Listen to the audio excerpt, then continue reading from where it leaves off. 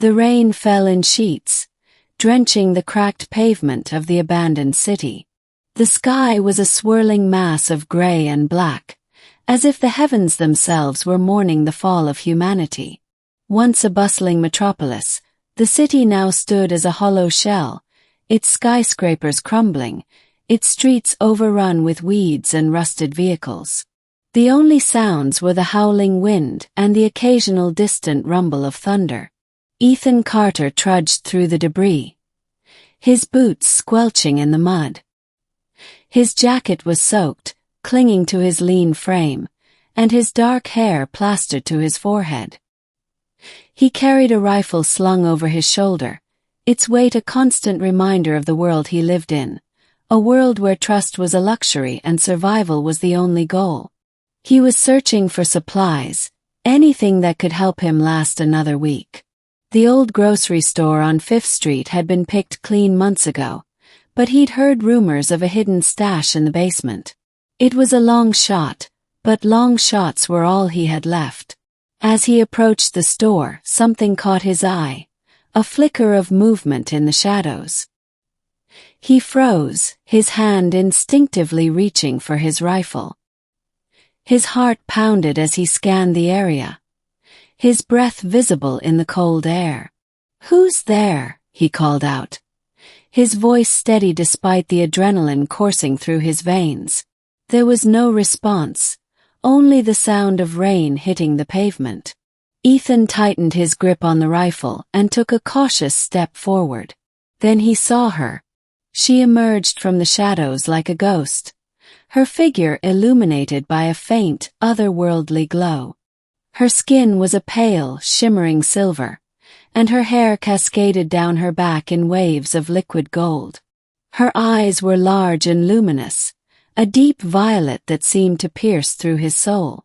She wore a form-fitting suit that appeared to be made of light itself, shifting and shimmering with every movement. Ethan's breath caught in his throat. He had seen many strange things since the world fell apart, but nothing like this. She was beautiful, ethereal, and undeniably alien. "Please," she said, her voice soft and melodic, yet carrying an undercurrent of urgency. "I need your help." Ethan raised his rifle, aiming it at her chest. "Stay back," he warned, though his voice wavered. "What are you?" "I am Lira," she said, her violet eyes pleading. "I am not your enemy. I am stranded here, and I need shelter. If you help me, I can offer you something no human woman can." Ethan's mind raced. He had heard stories of aliens, of course, whispers of strange lights in the sky and encounters with beings from other worlds. But he had always dismissed them as the ramblings of desperate people. Now, standing face to face with one, he wasn't so sure. "What do you mean?" he asked, lowering the rifle slightly. "What can you offer me?" Lira stepped closer, her movements graceful and fluid. "I can give you a chance to rebuild this world," she said. "My ship crashed here, and with it, I carried technology far beyond your understanding. Technology that can heal the land, purify the water, and restore life to this dying planet. But I need your help to retrieve it." Ethan stared at her, his mind reeling. It sounded too good to be true, but the desperation in her eyes was genuine. And if there was even a chance she was telling the truth. "Why me?" he asked. "Why not someone else?" Lira smiled faintly. "Because I sense something in you, Ethan Carter. A strength, a resilience. You have survived where others have fallen. You are the one who can help me." Ethan hesitated, torn between caution and hope. Finally, he lowered the rifle completely. "All right," he said. "I'll help you. But if this is some kind of trick..." "It's not," Lira interrupted, her voice firm.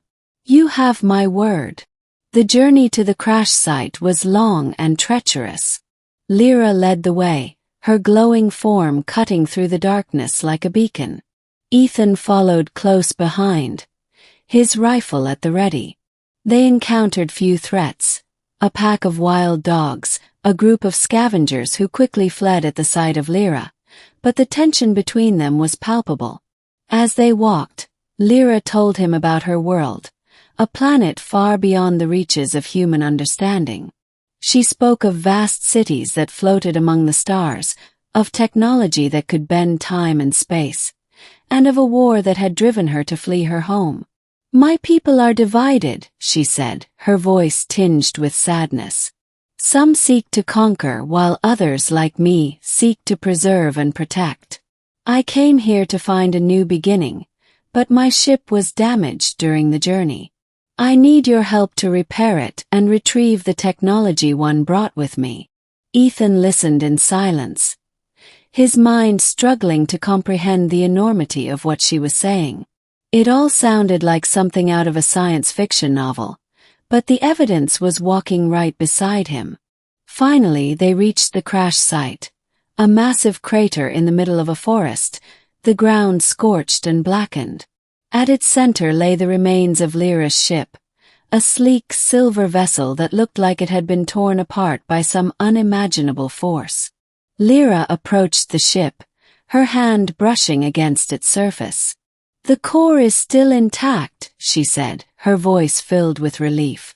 "If we can repair the propulsion system, we can activate it and begin the process of healing this world." Ethan frowned. I don't know the first thing about alien technology." "You don't need to," Lira said, turning to him with a smile. "I will guide you. Together we can do this." The days that followed were a blur of hard work and strange discoveries. Lira showed Ethan how to use the tools from her ship, their functions far beyond anything he had ever seen. Slowly but surely, they began to repair the propulsion system, their bond growing stronger with each passing day. As they worked, Lira revealed more about herself, her hopes, her fears, her dreams of a better future. Ethan found himself drawn to her, not just because of her beauty, but because of her strength and determination. She was unlike anyone he had ever met, human or otherwise. One night, as they sat by the fire, Lira turned to him, her violet eyes glowing in the darkness.